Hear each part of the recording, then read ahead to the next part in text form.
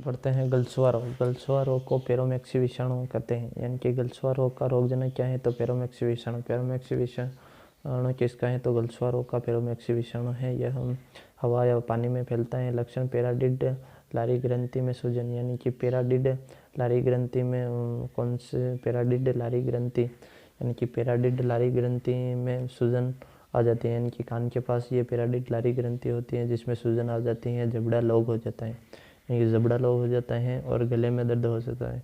Tetanus रोग भी कहते हैं, यानी कि यह सबसे ज़्यादा बच्चों में होता है। तो ओवियो गलसुआ रोग। पेरोमेक्सी विषाणु पेराडिड लारी ग्रंथि सूज जाती है। जबड़ा लोग, गले में दर्द बच्चों में होता है। इबोला रोग का रोगजनक है इबोला विषाणु, यानी कि वाहक है चमगादड़ से। चमगादड़ से कौन सा रोग फैलता है तो चमगादड़ से इबोला रोग फैलता है। चमगादड़ से इबोला रोग फैलता है। चमगादड़ से इबोला रोग फैलता है। चमगादड़ से इबोला रोग फैलता है।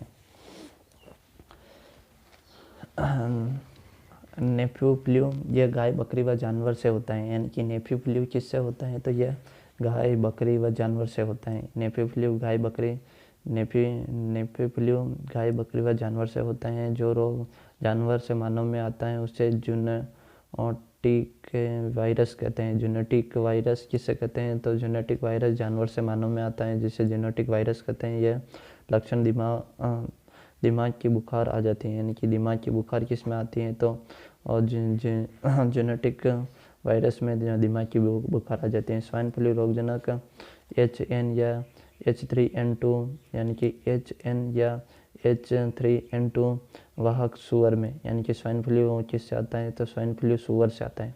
सुअर से कौन सा रोग आ जाता है तो सुअर से स्वाइन फ्लू रोग आता है। सुअर से स्वाइन फ्लू रोग आ जाता है और लक्षण उल्टी आने लगती हैं और इसमें लिवर डैमेज हो जाता है, यानी कि लिवर डैमेज किस में होता है तो लिवर डैमेज स्वाइन फ्लू में होता है। बर्ड फ्लू H5N वाहक कुकड़ी फैमिली पक्षी से, यानी कि बर्ड फ्लू H5N वाहक कुक्कड़ फैमिली पक्षी से आता है, यानी कि कुक्कड़ फैमिली पक्षी से कौन सा रोग आता है तो बर्ड फ्लू कुक्कड़ फैमिली पक्षी से आता है। इसका लक्षण क्या है तो श्वसन तंत्र को प्रभावित करता है और प्रतिरक्षा तंत्र को प्रभावित करता है। खसरा का रोगजनक पेरोमोक्सी, यह स्किन का इन्फेक्शन होता है, यानी कि खसरा का रोगजनक क्या है तो पेरोमेक्सी खसरा का रोगजनक होता है और यह स्किन को इन्फेक्शन करता है। और जर्मन खसरा रूबेला विषाणु स्किन इन्फेक्शन, ब्लड की कमी, श्वसन तंत्र को प्रभावित करता है। जर्मन खसरा और स्किन में ब्लड की कमी और रूबेला विषाणु। अब पढ़ते हैं कवक जनित रोग में कौन कौन से आते हैं। दाद, खाज, गंजापन और एटीलेटिक्स इफेक्ट और अस्थमा। दाद को रिनोवर्म रोगजनक ट्राइकोफोलिटोन माइक्रोस्पोम और डेटरमेटरपोटोन के रोगजनक है। यह स्किन में इन्फेक्शन करता है, यानी कि दाद स्किन में इन्फेक्शन करता है और इसकी रेड हो जाती है, यानी कि इसका रोगजनक कौन कौन से हैं तो राइनोवॉर्म, यानी कि दाद को RING वॉर्म कहते हैं। ट्राइकोपोहिटोन माइकोस्पोम और एपिडियरमेटोपोटोन कहते हैं। खाज का रोगजनक एस्पेरिलिजेस ट्यूमेजिटेस, यार अंग्रेजी की माँ के, एस्पेरिजिलिस और फ्यूमेटिक्स, इसमें खुजली व त्वचा लाल हो जाती है, यानी कि इसमें खुजली व त्वचा लाल हो जाती है रोगजनक में, खाज में। गंजापन रोगजनक क्या है तो टीमिनेट कैस्पिटिस वैज्ञानिक का नाम है। TENIA टीना कैस्पिटिस गंजापन का रोगजनक है। टीना कैस्पिड और एथलेटिक्स फिक्ट में रोगजनक दूसरा नाम टीना एपिडिस, इसमें दोनों पैर में सूजन व खुजली हो जाती है, यानी कि एथलेटिक्स में दोनों पैर में सूजन अस्थमा का रोगजनक है एस्पिरिजिलेसिस, एस्परजिलेसिस फमिगेटिस, श्वसन नली मांसपेशियों में जम जाता है यानी कि अस्थमा में। व्यक्ति को इनहेलर्स रखता है जिसमें O2 95% व हीलियम 5% होता है, 15% होता है। प्रोटोजोआ जनित रोग, यह कोशिका जीवाणु जो परपोषी होता है, इसमें 6 रोग होते हैं। यानी कि प्रोटोजोआ जनित रोग में कितने रोग होते हैं? तो प्रोटोजोआ जनित रोग में 6 रोग होते हैं।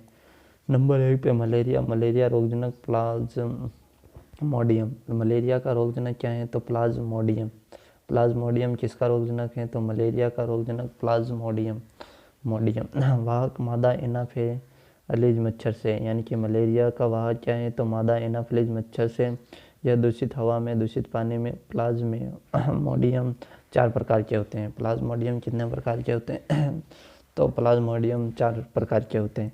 एक तो है प्लेस परिक्रम और स्पिंग स्किनलेस। फ्लैश परस्पम सबसे ज़्यादा, इसमें आरबीसी व बिंबाणु की कमी होती है वह लीवर में संक्रमण कर देता है। यानी कि फ्लैश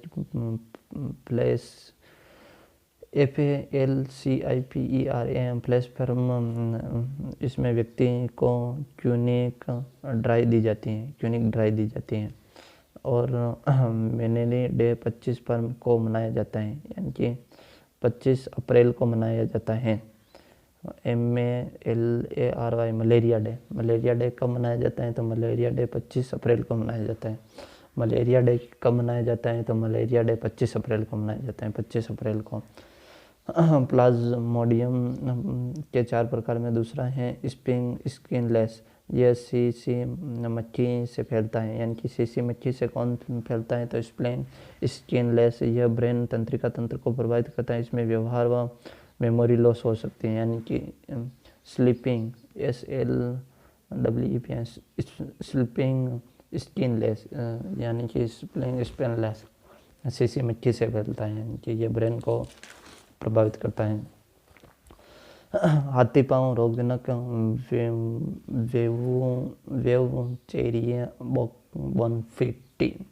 वेवचेरिया बोनफेक्टी किसका रोगजनक है? तो हाथी पाँव का वाहक फीमेल कसेज मच्छर से। और लक्षण, एक पैर में सूजन व लसिका निकलने लगती है, यानी कि एक पैर में सूजन व लसिका किस में निकलने लगती है? तो हाथी पाँव में, एक पैर में। और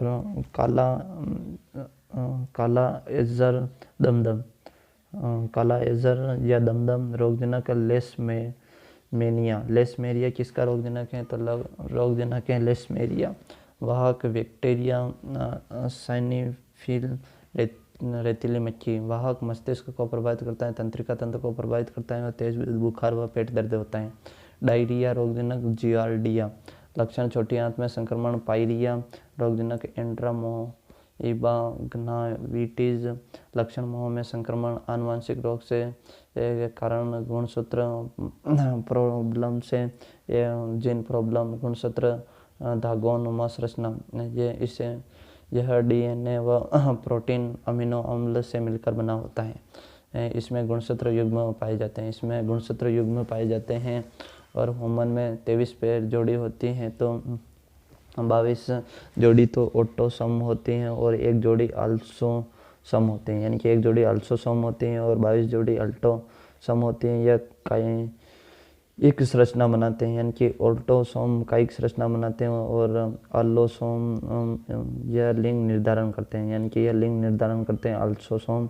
और फीमेल में 23 पैर जोड़ी, 22 जोड़ी XX प्लस XX, यानी कि, और मेल में 23 पैर, यानी कि मेल में 23 पैर और 22 जोड़ी XY। मेल में XY आकार X से बड़ा Y और कलर ब्राइंडनेस वर्णांधता, यह मेल में 8% व फीमेल में 0.4% होता है, यानी कि यह मेल में तो 8% और फीमेल में 0.4% होता है, यानी कि फीमेल में 0.4% होता है। और एक्स गुणसूत्र में दिक्कत होने पर होता है, एक्स गुणसूत्र में दिक्कत होने पर हो जाता है। और आँख कॉन्सिलेंस यह रंग दिखाती हैं, अगर इसमें कमी हो जाती है तो यह कलर दिखाना बंद कर देती है। यानी कि कॉन्लेंस यह आँख में कॉन्स सेल्स यह रंग दिखाता है, अगर इसमें कमी हो जाती है तो यह कलर दिखाना बंद कर देता है। इसमें प्राथमिक रंग होते हैं BGR, यानी कि BGR प्राथमिक रंग होते हैं। इन रंगों की कमी से लाइसेंस भी नहीं बन पाता है, यानी कि इन रंगों की कमी से लाइसेंस भी नहीं बन पाता है। कलर ब्लाइंडनेस टेस्ट को इशेरा कहते हैं, यानी कि ISHARA कहते हैं, इशेरा कहते हैं ब्लाइंडनेस टेस्ट का। ISHARA इशेरा कहते हैं। 17 रैंकिंग में करें